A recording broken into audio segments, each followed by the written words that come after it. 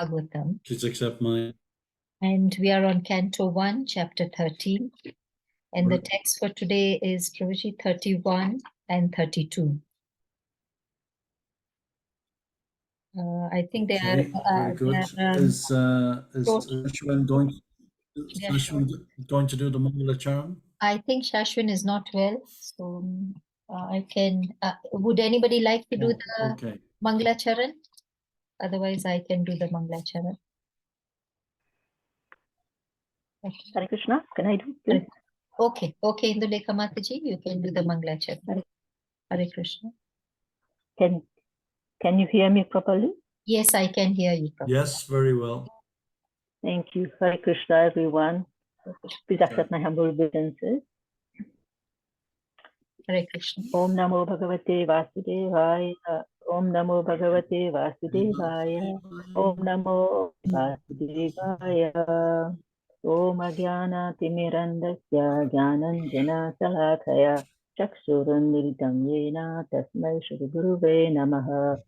Chaitanya Manobhishtam Stapitam Yena Bhutale Swayam Rupa Kadahayam Dadhasantikam Vandyaham Shri Guru Shri Kamalam Shri Ramcha Shri Rupam Sasajatam Sahagana Raghunatam Tam Tam Sajivam Sadvaitam Savadutam Parijana Sahitam Krishna Chaitanya Devam Shri Radha Krishna Padan Sahagana Lalita Shri Vishakam Vishamscha He Krishna Karuna Sindhu Dina Bandhu Jagatpati Gopesha Gopika Kanta Radha Kanta Namastite Tapta Kanchana Gaura Radhe Vrindavaneshwari Vrishabhanu Sute Devi Pranamami Hari Priye Vanchakalpatarubhyasya Kripa Sindhu Bhavayasya Patitana Pavanebhyo Vaishnavebhyo Namo Namaha Jai Shri Krishna Chaitanya Nanda Shri Advaita Gadadhara Shivasadi Gaura Bhakta Vrinda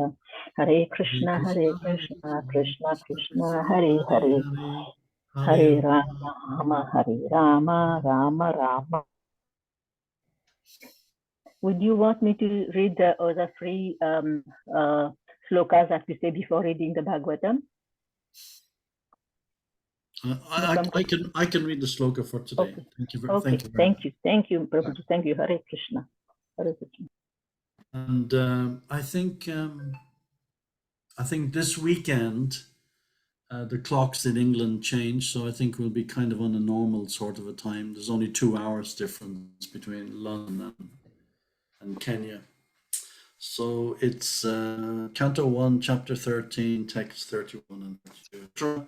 Quits home. Ajata Shatru Krita Maitra Hudangir Vipran Atvatila Gobumi Rukmai Griham Prashto Guru Vandanaya Nachapasya Taro Shobalimcha. Translation. Maharaj Yudhishthira, whose enemy was never born, performed his daily morning duties by praying, offering fire sacrifice to the sun god, offering obeisances, grains, cows, land, and gold to the Brahmin. He then entered the palace to pay respects to the elderly. However, he could not find his uncles or aunt, the daughter of King Shubala. Purport and Grace A.C. Bhaktivedanta Swami Srila Prabhupada. Maharaj Yudhishthira was the most pious king because he personally practiced daily the pious duties for the householders. The households are required to rise early in the morning, and after bathing, they should offer respects to the deities at home by prayers, by offering fuel in the sacred fire, by giving the Brahmins in charity land, cows, grains, gold, etc. And at last, offering to the and obeisances. One who was not prepared to practice injunctions prescribed in the Shastras cannot be a good man simply by book knowledge. Modern householders are practiced different modes of life, namely to rise late and then take bed tea without any sort of cleanliness and without purificatory practices, as mentioned above. The household children are taken to practice what the parents practice, and therefore the whole generation glides towards hell. Nothing good they associate with sadhus. Like Dhritarashtra, the materialistic person may take lessons from a sadhu like Vidura, and thus be cleansed of the effects of modern life. Maharaj Yudhisthira, however, could not find in the palace his two uncles, namely Dhritarashtra and Vidura, along with Gandhari, the daughter of King Shubala. He was anxious to see them and therefore asks Sanjaya, the private secretary of Dhritarashtra. Text 32. Maharaj Yudhisthira, full of anxiety, turned to Sanjaya, who was sitting there, and said, "O Sanjaya, where is your uncle, who is old and blind?"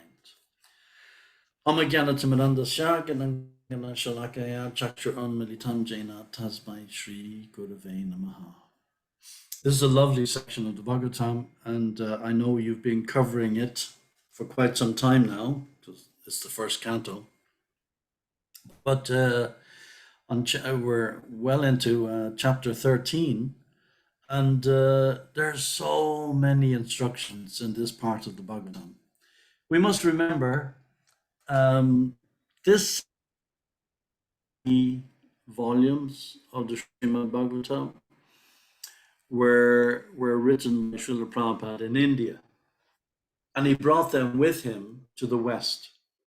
Now, as you know, of course, from Prabhupada's experience in the West, shortly after arriving, just a year or so after arriving, Srila Prabhupada had a very serious health issue. He had a heart attack. He was taken to hospital, and of course, he wasn't familiar with the way Western hospitals treat patients, taking blood. He was used to the Ayurvedic, more naturopath system.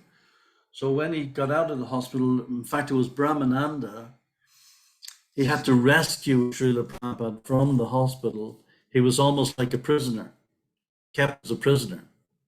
And Brahmananda had to go in and put Srila Prabhupada literally on one of the trolleys in the hospital, wheel literally out as if he was a corpse, and take him out of the hospital, and they escaped like that. Prabhupada was really distraught in the hospital. Every day blood, every day samples for this, every day samples for that. So we nearly lost Srila Prabhupada at that point in time. So, but the point being, Srila Prabhupada was 69 years old when he got on the Jaladuta. And by the time he arrived in America, if you recall, he actually had Janmashtami festival on board the ship. He celebrated with the captain, Captain Pandya. And he, of course, the next day is Srila Prabhupada's birthday. So the next day, Srila Prabhupada was 70. So he was actually 70 when he arrived. So it was quite an advanced age, and Srila Prabhupada had health issues practically his whole life. He never allowed those issues to interfere with his mission to his Guru Maharaj, and he pushed on as much as he could. But of course, the body has its own rules and it follows, irrespective of what we want to do. And we all know, at least I know, as old age advances, then you're just not in a position to do things that you were able to do previously. So Prabhupada invested a lot of energy in his purports for the first 3 volumes of the Srimad Bhagavatam. That's why these first books, the first volumes of the Bhagavatam, are so deep. They contain so much. Prabhupada's bhav is coming out in these volumes, and we really, of course, Prabhupada's bhav is there in the entire Bhagavatam.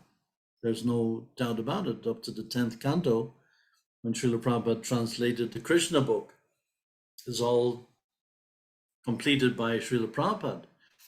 And in those days, when Prabhupada was with us, as each Bhagavatam came out, of course, the devotees were waiting, like you're waiting for, to put it in a mundane way, for the next Harry Potter book to be released by the publishers. So devotees all over the world where they would spread the news, and they, long before mobile phones or any time of mass communication, and devotees would get on the phone and they'd phone somewhere else and say, okay, America would phone Australia, Australia would phone London, so on and so forth.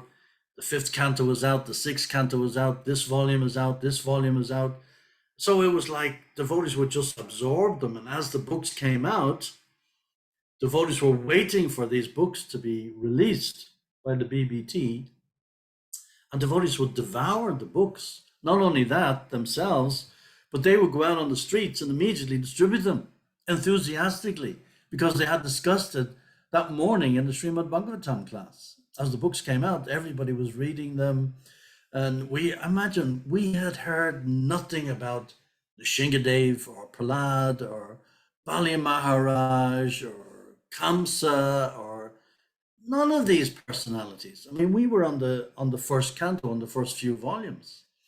But then as the books came out and they were unfolding, then devotees became familiar with these personalities that we'd never heard of before. Of course, people who are fortunate enough to come from an Indian background, they would know all these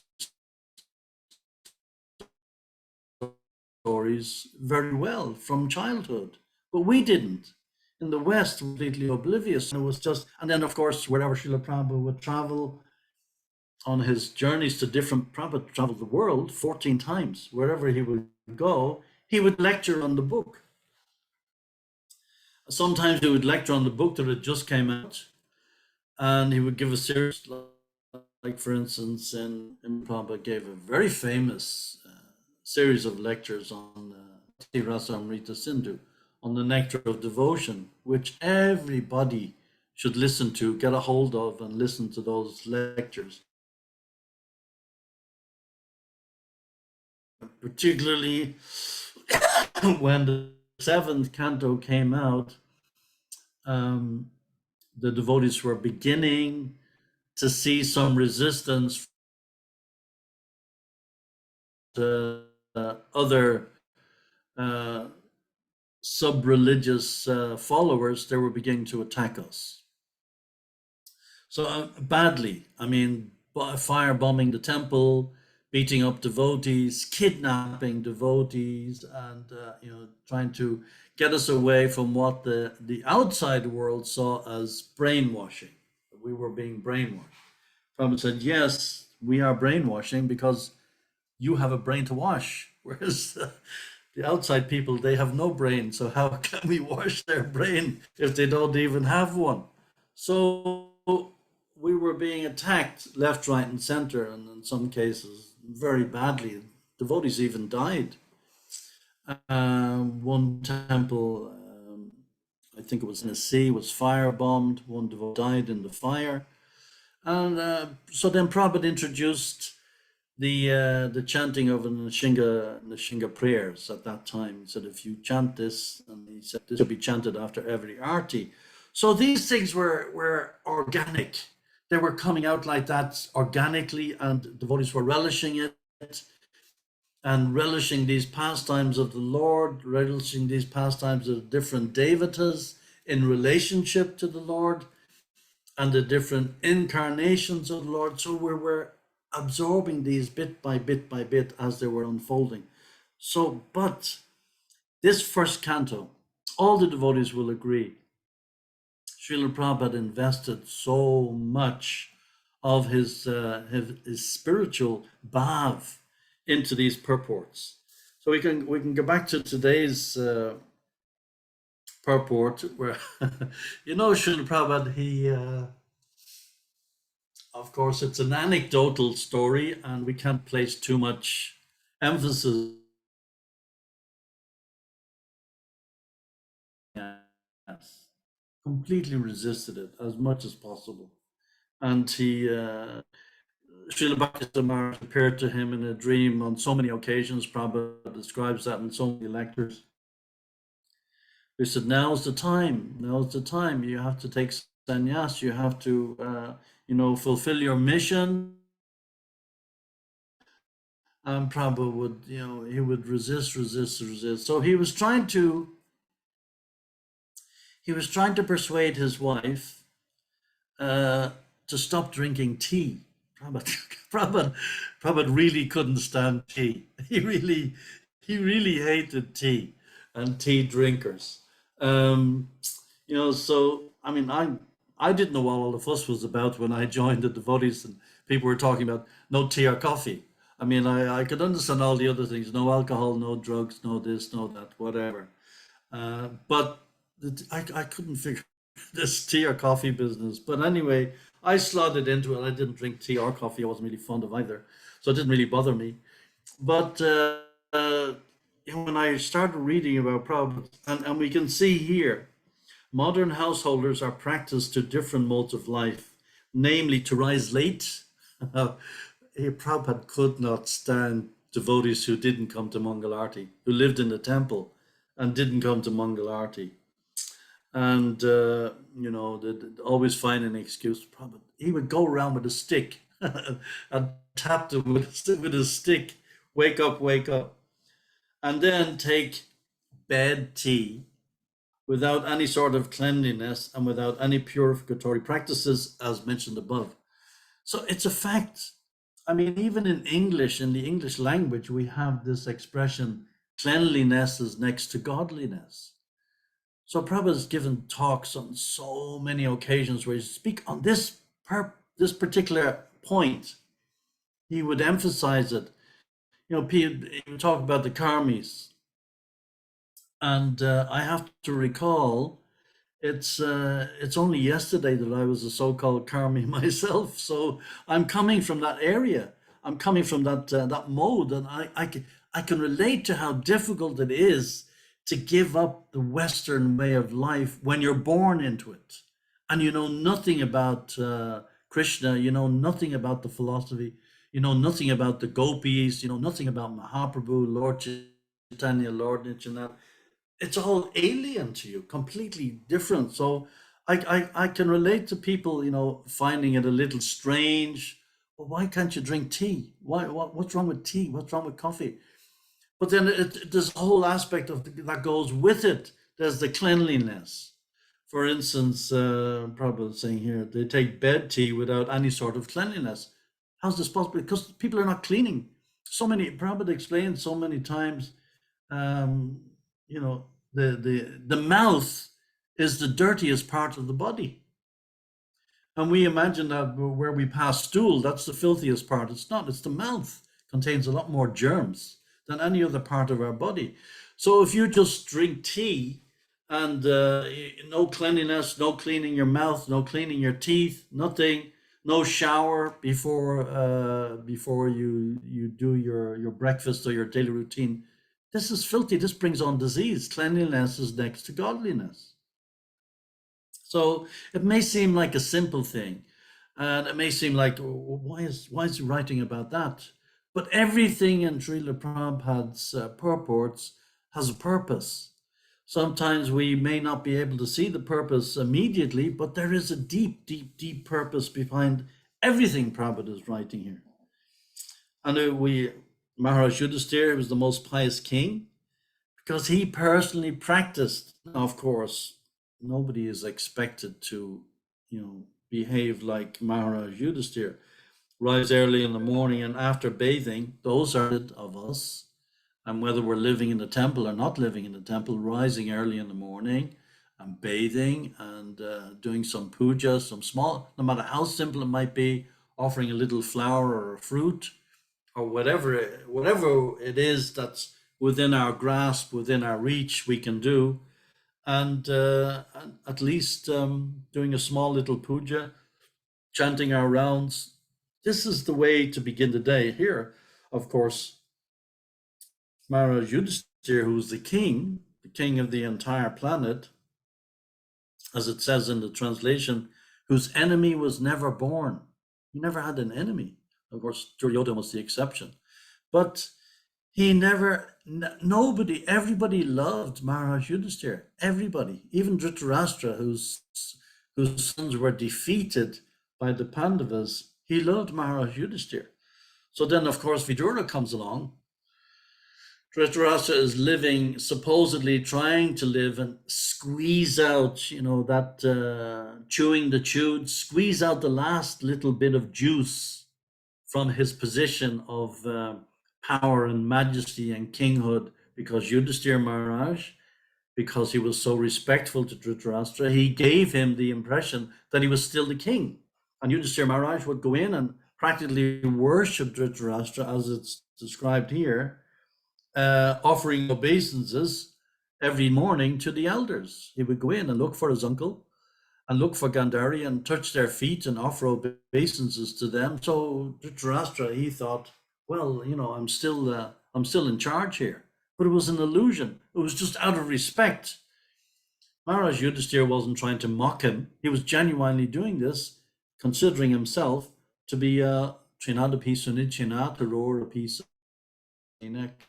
Sadahari, lower than the straw on the street, more tolerant than a tree, devoid of all sense of false prestige, and ready to offer all respects to others.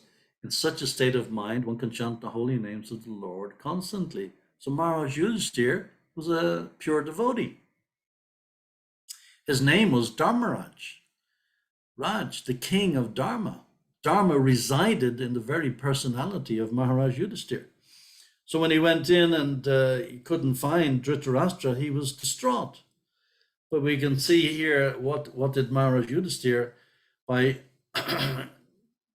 after bathing, they should offer respect to the deities at his home by prayers, by offering fuel in the sacred fire, by giving the Brahmins in charity land, cows, grains, gold, etc.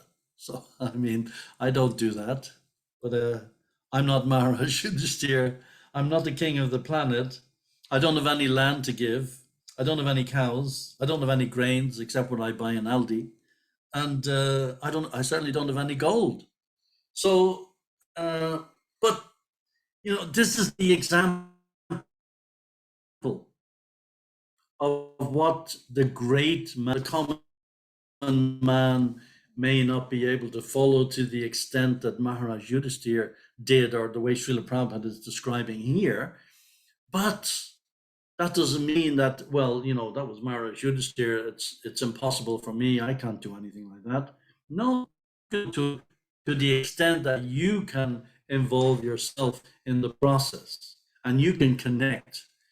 Just like Prabhupada says, no matter whether you're a big machine, so many places, that's run by electricity, or you're a little transistor radio, if you're not connected to the power, you don't work. So you're connected to the power. So when you're connected to the power, no matter how powerful you are, no matter how big you are, no matter how your position is, if you're not connected to the power source, to Krishna, then of course, what use are you? It's like when you cut the, again, as Prabhupada describes, when you cut the branch from the tree and the branch is lying on the ground, it appears that all the leaves and the flowers and the fruits are perfectly intact. But we all know that it's only a question of time before everything rots and turns into dust. So the same with us. It may appear that we have life and we're going through the motions like a puppet you put on your hand, and you may play this puppet to entertain the children, but the puppet is not real. It's the hand that's moving. The puppet is illusion. That's the same when we're disconnected from Krishna. We're just like a puppet, but we're dancing to Kali's tune. We're dancing to Maya's tune instead of dancing to the Ras Leela tune of the gopis, instead of dancing to Krishna's flute. This is what we should be dancing to, not dancing to the tune of our mind, dancing to the tune of our senses, dancing to the tune of our body's demands. The body is there. We have to take care of it. The senses are there. We can't negate the senses and say that they don't. I heard from Prabhupada today. Prabhupada said, even somebody asked him a question in a lecture in Los Angeles and about anger, evil. Prabhupada compared evil to anger. He said, of course, you can't negate anger. Arjun, in the beginning, he didn't want to manifest as angry, to be, peaceful and yada, yada, blah, blah, blah, and everything is okay. And let's go around with the hippie flower power thing, and we'll all hug a tree and love each other. And Krishna, Krishna wouldn't have it. Krishna provoked him to the point. Prabhupada said anger was used in the service of Krishna. If it's used in the service of Krishna, anything can be used in the service of Krishna. It doesn't matter what it is. So he had to be woken up to this anger. You cannot go out and fight a war if you don't have a reason. And the reason that you have when you're going out to kill is you have to be angry. You have to exhibit some anger. Otherwise, how can you kill somebody in peace? It's just not possible. So all these senses that we have, they can all be used in the service of Krishna. Whether it's, these are described in great detail. I mean, again, it takes a little bit of, application, and to be able to scrutinizingly study Srila Prabhupada's books. We're going through the purports and the text of the first canto, and it's wonderful, but there's an ocean of stuff out there that we can connect with. Like if we want to really get deeply into the philosophy, then there's nothing like the nectar of devotion. I mean, that is really deep stuff. That goes through every single possible thought that we can ever have in existence, and it analyzes each thought, each action, each sense, each mood that we could ever have in our life, and gives a description of that. And it gives some really amazing descriptions of thoughts and ideas and senses that we would never even imagine they can be used in the service of Krishna. And relationship to the gopis, like I discovered from reading the Nectar of Devotion, it became one of my favorite books. Shortly after I joined, maybe a year or so after I joined, I picked it up, and I happened to read about that the gopis are experts. Of course, they're expert in so many things, particularly things like flower garlands and pleasing Krishna and dancing and blah, blah. So, I mean, you name it, the gopis are experts. And it doesn't matter what it is. You can't get anything any personalities more expert than the gopis.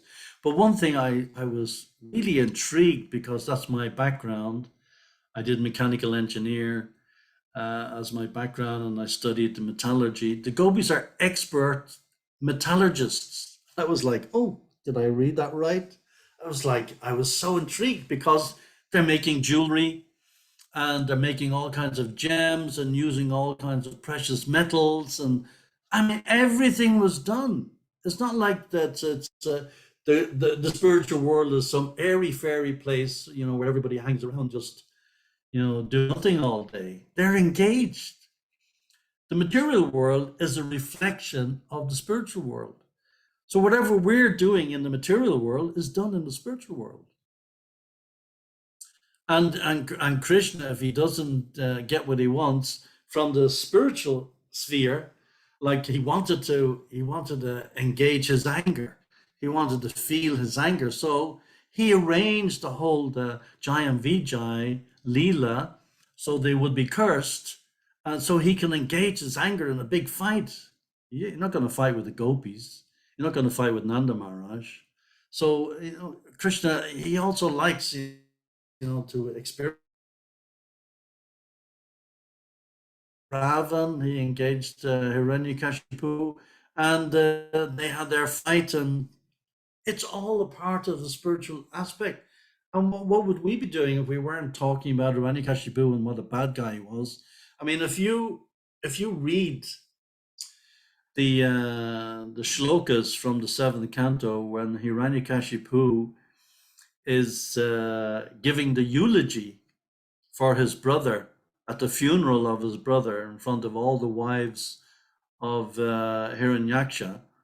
And if you see the eulogy where, Ravan, he gives a brilliant, absolutely brilliant spiritual speech that it's at a funeral oration. Nobody has ever competed with him. It's completely based on you're not the body, you're spirit soul. He didn't say you're part and parcel of Vishnu, but he didn't go that far. But he was very cognizant. That speech is brilliant, and if you read it, there's so much to be learned of it. So it's not like that the spiritual world is like some kind of airy fairy pie in the sky idea. The spiritual world is real, just like we are a reflection. But the problem is we're chewing the chewed. It's just like probably gives the example when you pick up a piece of orange that's already been chewed, there's nothing left. So we're trying to eke out this juice from this dry, dull, boring situation, which simply there's nothing there anymore. So we have to learn from these purports, from studying these books, how we can engage ourselves and our personality. That's the essential thing. It can't be done artificially. It has to be according to my psycho. Pretend to be something that I'm not. If I'm not sannyas material, I'll never take sannyas. It's just not in my nature. I'm attached to household life, and I'm attached to being surrounded by grandchildren and children and people like that. That's just my nature. For me to go around with a dunda but that doesn't mean that like with Maharaj Yudhisthira, I can't engage somehow or other my propensities, my other propensities in the service of Krishna. And we all have our own individual propensities. We all have our own individual nature, psychophysical nature that can easily be engaged. Easily. You imagine when Prabhupada came to the West, there was one Mataji, Nandulal Mataji, she died on Ekadashi it was a Friday or a Saturday, Prabhupada disciple, a lovely, lovely devotee. I interviewed her, and she was describing in her memories of when she met Prabhupada, how it was difficult in Los Angeles to get to see Prabhupada if you were a woman, or to go on the morning walk. But somehow or other, she always managed to sneak in, and she was Karandar's secretary, and Karandar was Prabhupada's right-hand man. So she was Karandar's secretary, so she got to go on some morning walks. And she was describing how Prabhupada was saying on one morning walk in Venice Beach, not far from the Los Angeles temple, how I picked all you devotees up from here, there, and everywhere.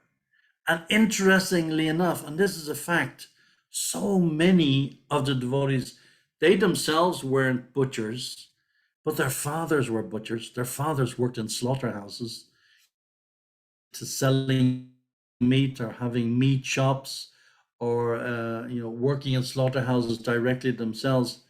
And Prabhupada went around and saved us from this absolutely hellish existence. But Prabhupada picked up probably the lowest of the low and elevated us to the possibility, at least, of becoming devotees of Krishna. I mean, Prabhupada was the most merciful, the most beneficent, practically speaking, person who has ever walked the face of the earth. Modern householders are practiced to different modes of life. The household children are taken to practice what the parents practice. This is the problem. We speak in the West, you're very fortunate in Africa, those of you who are in Africa, that you're kind of cut off from the madness of the West. I mean, the West is completely insane. I mean, there's nothing more insane than Western society, Western way of life. The Western way of thinking is totally mad. And you see these entitled children and these entitled people wandering all over the place and thinking they're God's gift to mankind, and they are just what's that expression from the Gita? Varna Shankara. Varna Shankara, they're just completely and totally lost souls. Completely lost souls. There's no direction, no goal, no objective in life is just to get the latest trainers, the latest designer clothes, the latest perfume, the latest movie, and the latest song on your iPhone 14, and that's it. Anything outside of that, I mean, we weren't much better. We weren't much better, I have to admit. But we were certain there was always that objective. Well, what's next? Is this it? We were readers because you didn't have all these iPhones and these tablets and everything like that. They're great. I use them myself every day, but kids no longer read. They no longer pick up books. I mean, our book sales, they go down and down and down every year, despite the huge effort of the devotees. The biggest book sales we have nowadays is a fraction of what we were previously. I mean, we have sold hundreds of millions of books all over the world, but nowadays everything is done on the tablet. So we're selling more books on the tablet than we are in the hard copy, although we still sell the hard copy. So the household children are taking the practice of what their parents practice, and therefore the whole generation slides towards hell. If I can, if you will allow, I'll just read from that verse from Bhagavad Gita 3:21. Yadyanda charti shrestras tad tad eve taro jana sayat pramanam kurute lokas tad anuvartate. Whatever action a great man performs, common men follow. And whatever standards he sets by exemplary acts, all the world pursues. Now, we may not be great men. We may be small-time, insignificant devotees, going about our daily work and trying to hold it together as best we can, and to hold our spiritual life together in the face of the onslaught of so many distractions from Maya that may be there. We're not Maharaj Yudhisthira. So and we can't say that we will ever be. But at the same time, in our own little way, we can set the standard by our around us will see that, well, this person is different. This person is performing in a different way to the ordinary, everyday person who's just after, these silly things in life. So Prabhupada says in the purport, people in general always require a leader who can teach the public by practical behavior. A leader cannot teach the public to stop smoking if he himself smokes. And Prabhupada gives that example in the lecture that he gives on this very verse, how one man, he brought his son to the doctor. The son was getting a bit too fat, eating too many sweets, like me. And he brought his son to the doctor, and the doctor says, well, there's nothing I can do for you today. He said, but if you come back in a week. So he came back a week, and the doctor forceful with the boy and told him, you have to stop eating sweets, otherwise you're going to get really ill. Consequences, diabetes, and so on and so forth, if we get too much sugar in our bloodstream. So the father said to the when I came a week ago, you could have said the same thing. Why did I have to come back twice? Kamala, you're that. This is something we can all do in our own way. Lord Chaitanya said that a teacher should behave properly before he begins teaching. So this is the criteria. We have to behave properly. Otherwise, it just shows. We have seen on so many occasions, so many of our devotees have gone away. Some big devotees, some even sannyasis and even gurus have gone away. Because the outward manifestation of what's going on in your heart, it cannot be sustained artificially. It has to be real. It has to come from the heart. Krishna consciousness is heart-to-heart connection, just like electricity. It's heart-to-heart connection. When we meet the person who's going to inspire us, then that's what will keep us going. We must follow the principles of Shastra to teach the common man. The teacher cannot manufacture rules against the principles of revealed scriptures. The revealed scriptures like Manasamhita and similar others are considered the standard books to be followed by human society. And probably said in a lecture I heard just the other day, there's pointless teaching to the dog or the pig or the horse. You cannot preach to the animal. The animals are eating, sleeping, mating, and defending, just like we are eating, sleeping, mating, and defending. And if that's the only thing we're engaged in, if that's our only activity, then what's the difference between me and an animal? Then I have to examine that to the extent renounced of my life. The revealed scriptures like Manasamhita and similar others are considered the standard books to be followed by human society. Thus, the leader's teaching should be based on the principles of such standard Shastra, one who desire practiced by the great teachers. Srimad Bhagavatam also affirms that one should follow in the footsteps of great devotees, and that is the way of progress on the path of spiritual realization. The king or the executive head of state, the father, school teacher, are all considered to be natural leaders of the innocent people in general. So you see, people are innocent.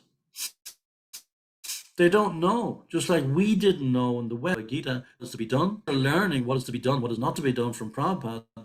If we continue on our non ourselves to blame. We cannot blame anybody else because this is our latent desires that are manifest, and we have become victim to those latent desires, which have nothing to do with Krishna consciousness and simply lead us to hell. All such natural leaders have a great responsibility to their dependents. Therefore, they must be conversant with standard books of moral and spiritual codes. Standard books, Prabhupada says. Moral and spiritual codes. So if there's no morality, morality is, practically speaking, doesn't exist. It does not exist. Whenever any of the leaders of Western society are talking, you can be sure it's 100% a lie. Every single word that comes out of their mouth is just a lie. Whenever they're moving their lips, it's just a lie. Because nothing is based on principle. Even if what they're saying is not a direct lie, that they're manifesting a lie, blatantly telling a lie, because there's no principle involved. Because it's just a stopgap reactive method of governing society. It's reactive. It's never, ever, ever proactive. So they have nothing to offer society. And if we take shelter of such people, we have nothing to offer society either.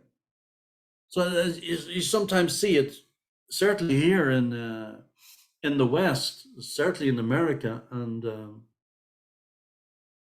to a lesser extent in England, but it does happen. Devotees get so involved in the outside world of politics. The Gramya Kata of the world outside has nothing to do with it. I mean, it's not that we ignore it. It's not that we imagine that, the whole world out there does exist and there's only Krishna consciousness. No, that's not the reality, unfortunately. But at the same time, we don't absorb ourselves in that whole Gramya Kata atmosphere that we become obsessed by it. And then it becomes an intrinsic part of our lives to the extent that we can't talk about anything else. No, it should be reduced. We're aware of what's going on in the world. We're not completely in ignorance. That great if we're absorbed 24 hours a day in chanting and reading Bhagavad Gita. That's wonderful. And we don't know what's going on outside. Krishna is there. Krishna will protect us. But we don't want to be ignorant either. We don't even know who the head of state is in the country where we live. But at the same time, we're not going to end up being obsessed as unfortunately, so many even senior devotees are getting obsessed with what's going on in the world and then losing sight of the ultimate goal of life. Yes, be aware of what's going on, be cognizant, but at the same time, we don't want to be losing sight of what the reality is. And the reality is, Gopi Bharta Kamala Yor Das Anu Das Anu Das. This is my real position. 100 and million times removed, the servant of the servant of the servant of the gopis. This is my job. And Maharaj Yudhishthir, he was everybody's servant. And he set the perfect example. Yad Yad Acharati Shreshtas. So we, in our own little small way, we should be doing the same thing. Setting the perfect example, at least in our own little circle of family and friends and society, so people can see, yes, this person is doing this person is happy, this person is content with life. Why? At least if they observe you, they will say, oh, what's going on in your life? Why, how come you're always smiling and happy? And what is the first, Prabhupada used to say, and it's a quote from scripture, I forget the actual quote, Prabhupada used to say, the first sign of a devotee, he's always happy. He's always happy. That is the first sign of someone who's actually taking to Krishna consciousness. He's always happy. Always happy doesn't mean, with a plastic smile on your face. That's not what it means. But you're never bothered by these ups and downs of the material world. They shouldn't affect you. And if they do, take shelter of someone who can teach you how not to become affected. That's the way it works. We take shelter of each other, we help each other, we guide each other, and we give each other strength, and we give each other solace, and we can give each other the strength to carry on, because that world out there is not a joke. It's not a joke. We want to, just have as little to do with it as possible. As Srila Bhakti Siddhanta Maharaj used to say, this material world is no fit place for a gentleman. But you see, even today, you're not even allowed to use the word gentleman. There's no genders anymore. I mean, it's got to be so insane, so crazy, that even genders are forbidden. It's completely mad, completely mad. And we want to stick it out here. We want to try to become happy here. The more insane it becomes, the more people are divorced from happiness. And the more they're divorced from happiness, the more they want to introduce misery on top of misery to try to create more misery. And they think this is happiness, this is bliss. That's not illusion. If that's not illusion, then please tell me what is. I'd love to know. So the verse again, Maharaj Yudhishthir, whose enemy was never born, performed his daily morning duties by praying, offering fire sacrifice to the sun god, Vivasvan, as we do every morning when we're chanting Gayatri, Om Bhurva Swa, and offering obeisances, grains, cows, land, and gold to the Brahmins. He then entered the palace to pay respects to the elderly. However, he could not find his uncles or aunt, the daughter of King Shubhava. So Dhritarashtra and Gandhari disappeared in the middle of the night. Didn't even tell Sanjaya. Sanjaya was with Dhritarashtra. You know the Bhagavad Gita, first verses, Dhritarashtra is asking Sanjaya, so when they gathered together, what did my sons and the sons of Pandu do? So Sanjaya speaks a lot in the Bhagavatam. And, Sanjaya was Dhritarashtra's eyes and ears. So if Sanjaya didn't know where he was gone, then Maharaj Yudhishthir was distraught, absolutely distraught. Where is our uncle who is old and blind? Any questions or comments, please, from anybody? I'd be very grateful. Thank you very much. Hare Krishna, Prabhuji. Thank you very much for this excellent session. Are there any questions or comments? Before we start, I'd like to acknowledge the presence of Govinda Prem Prabhu. Thank you very much, Prabhuji, for joining the class today. Hare Krishna. Are there any other questions or comments? Hare Krishna. Jai. Haribol. I have a question. Yes, Prabhuji. Not for me, I hope. Just Prabhu read the verse at the end that, Yudhishthira Maharaj didn't have any enemy. So I was just thinking, how is it practical especially in today's world? We're living in devotee communities. How can we avoid having enemies? Yeah. Is this a practical thing? I was thinking that myself before I even gave the class. But there's a difference between us. I was hoping this question wouldn't come up because I didn't know what the answer was. But it's a very interesting question. How is it possible? Of course, we're not Maharaj Yudhishthir, and this verse specifically applies to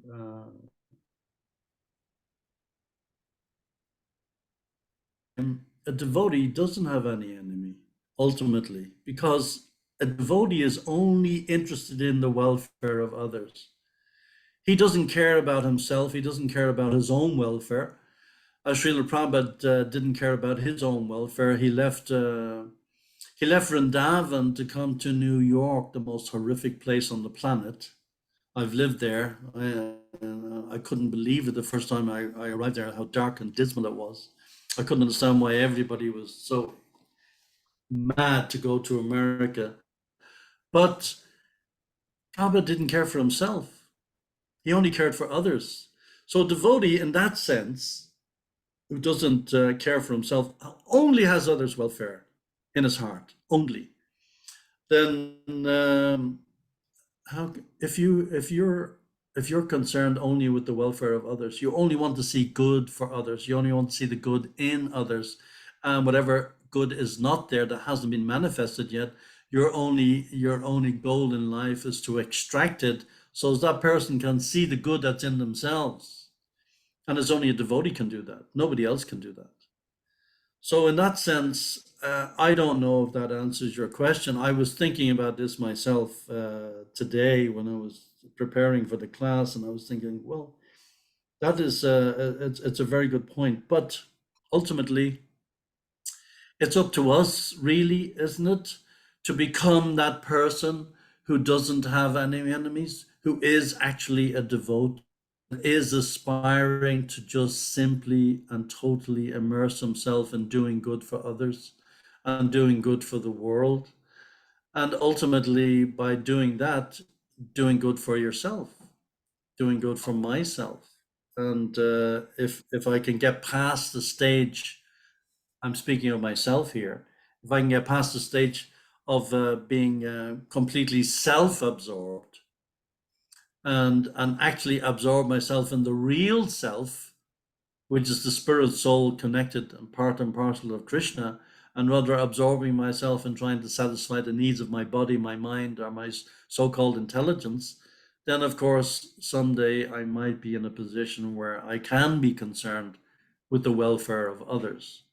But that would be the way that I would see it. I'd like to hear your opinion and your idea. If you could share with us, I'd really appreciate it. That's a very nice question. Thank you.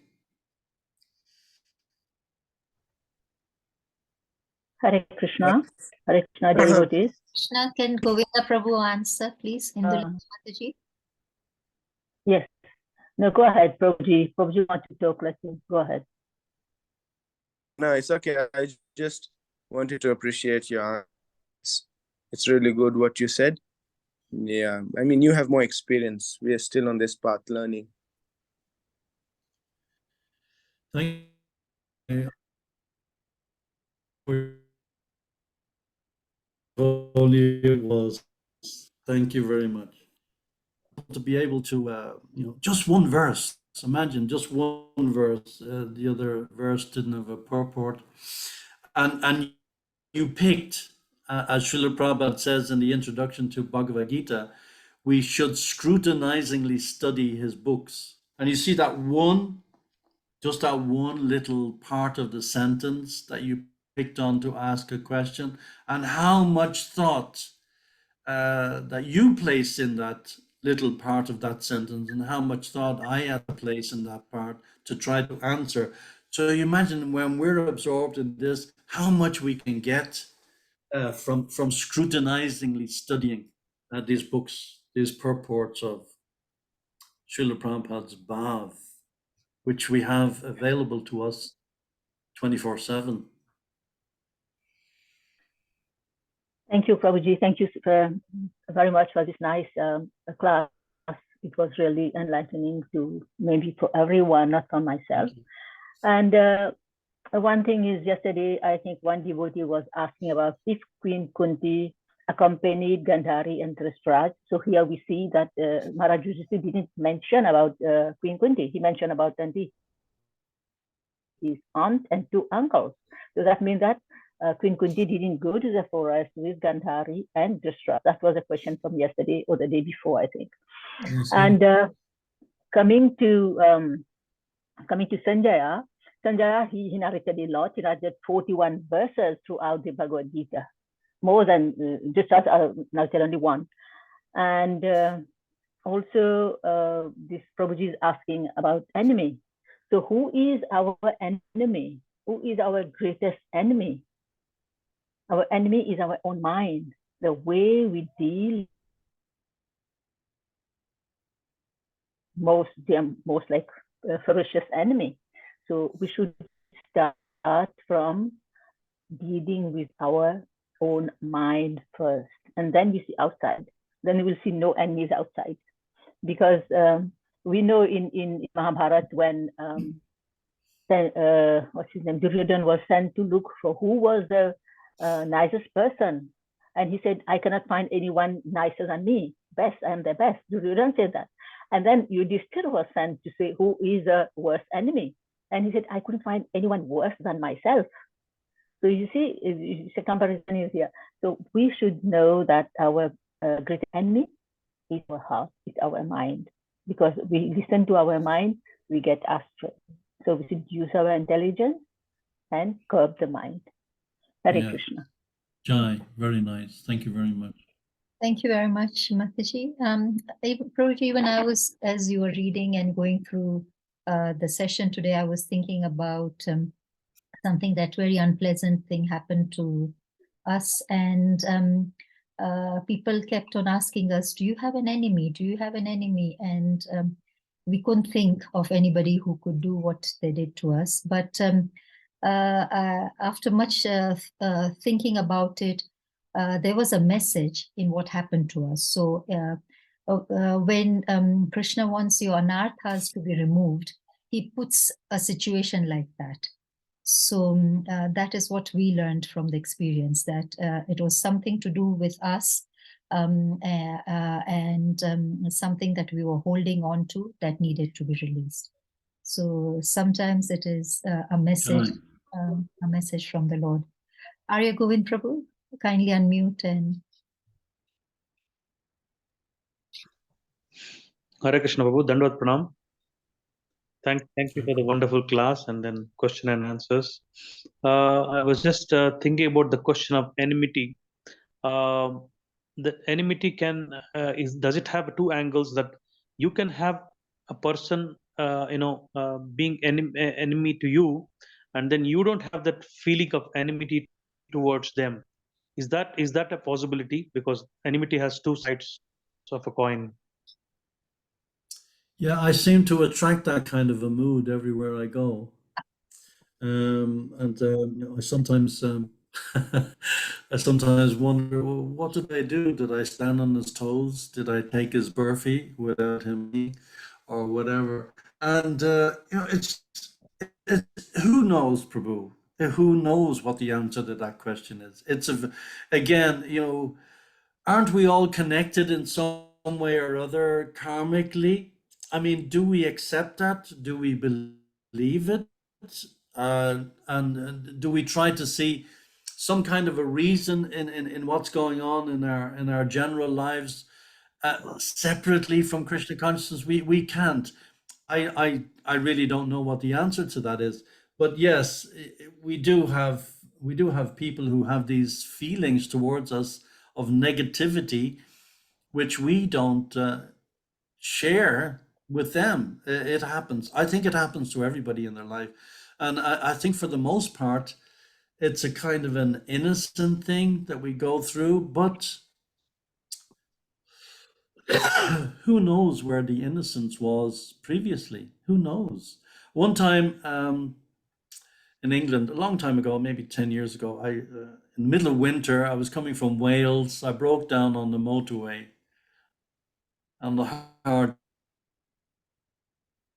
and I was in a doty. I'd just given a lecture to a group of people, the British Wheel of Yoga in Wales on the Bhagavad Gita, and I drove on the motorway, and the car just stopped, and I was on the hard shoulder, maybe 11 o'clock at night, busy motorway, and I know nothing about mechanics, absolutely nothing. I'm a mechanical engineer, but I don't know about engines. So I open up the bonnet. I may as well be looking into a bush. I mean, it doesn't mean anything to me.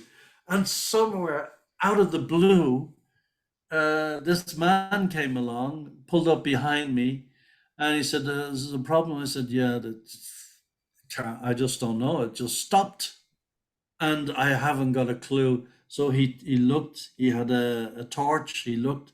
He said, "Oh yeah, that on."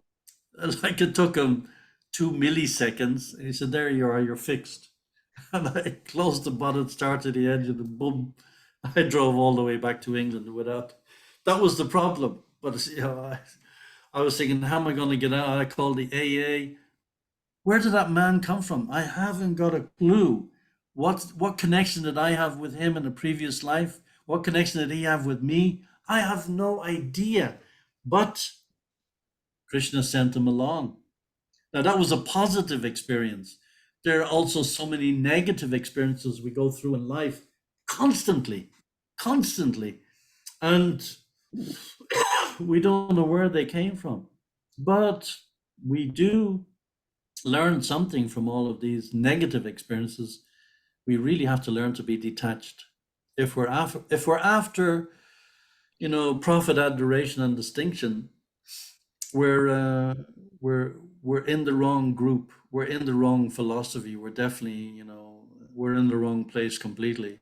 We've kind of missed the boat. As to why these things happen, who can tell? Who can tell? But they do happen. But the best is to try to be detached and just play it as best as you can. That would be my idea. What do you think, Prabhu? Yes, Prabhu. Yes, very much. Thank you, Prabhu. These are complexities of action and reaction. So we don't have any control over it, and then we just leave it to Krishna and then surrender to him. Yes. Yes. Thank you, Prabhu. Hare Krishna. Joy, very well. Hare Krishna. I know, Prabhu, we have exhausted our time, but one more question from Panchali Mataji. Mataji, kindly unmute and ask your question. Joy, very well. Hare Krishna, Prabhuji, please accept my humble obeisances. I can move the question to the next day or post it in the text box because it's completely unrelated, Prabhuji. Is it okay for me to ask something completely unrelated to today's class, but just on the point of happiness? Oh, yes. Yes. So on the point of happiness and Krishna's pleasure, so what is the difference between Yoga Maya and the Ladini Shakti? Because both are Krishna's internal potencies, and Ladini Shakti is that's the Radharani, so that's the pleasure potency. So what is the relationship between Yoga Maya and Ladini, or is Ladini Shakti a part of Yoga Maya? No idea. Haven't a clue. Okay, no worries, Prabhuji, because this was confusing. Prabhuji. Hare Krishna. Haladini Shakti is an internal potency. Both are and Maya. Yeah, yes. No, she's external potency. She's external. She's not because when Vyasadeva was asked by Narad Muni to meditate on Krishna, when Vyasa was meditating, he's Krishna in his meditation, and Maya Devi was at his back. Maya Devi was never in front of Krishna. Maya Devi is always at the back. Haladini Shakti, whereas she is in the heart of Krishna. She's part of Krishna. Thank you, Mataji. But Maya Devi, she's outside. Also, I will take 2 seconds. We were talking about if somebody is your enemy and you are not the enemy, what happens? We know the great Vasishtha Muni and Vishwamitra. Vishwamitra always took Vasishtha Muni for his great enemy, but Vasishtha Muni never took Vishwamitra for his enemy. There are lots of reasons that is given why he never took Vishwamitra as his enemy. Hare Krishna, I know we have exhausted our time. I will stop here. I could hazard a guess. Of course, you described how Yogamaya and Hladini Shakti as one and the same thing, which is true. It is to a certain extent, but Yogamaya is the way I see it, from what I've read of Krishna book and Prabhupada's lectures. The Yogamaya is covering us in such a way that we don't see Krishna as God. We go past the stage of worshipping in the mood of Lakshmi Narayan, and the Hladini Shakti is giving us the internal potency to engage with Krishna in such a way that we can manifest our greatest love and our deepest loving reciprocation in a way that we can relate to Krishna without at the same time understanding that he is the Supreme Lord, just like Mother Yashoda. But the difference in the two is very, very subtle. It's like almost like a razor's edge, very difficult to and I'll definitely I'll ponder that question and I'll try to come back with an answer. Thank you so much, Prabhuji. Thank you. Hare Krishna. Hi, Haribol. Hare Krishna. Thank you very much for the question answer session and an excellent class. Can I request Arya Govind Prabhu? Is it possible for you to end this session today? Yes, Mataji. Thank you so much, Prabhuji, for your wonderful class. Always love the way you present. You always touch upon the subject of Prabhupada and his glorious pastimes, and we always, we love the way you present the pastimes of Prabhupada, and then you are connected to the Prabhupada. In the initial stages. So we're really fortunate to have you as our mentor time to time. Thank you so much, Prabhu. Hare Krishna. Thank you very much. We request all the devotees to unmute and then chant Hare Krishna Mahamantra once in glorification of His grace, Vidura Prabhu. Hare Krishna. Hare Krishna, Krishna Krishna, Hare Hare, Hare Rama, Rama Rama, Hare Hare. Hare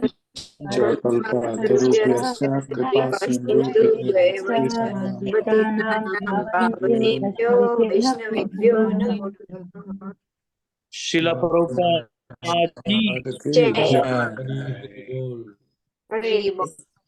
Vidura Prabhu ki jai. Thank you very much. Thank you, Prabhu. Thank you. Thank you. Hare Krishna. Thank you, everybody. Arya Govind Prabhu, kindly stay on.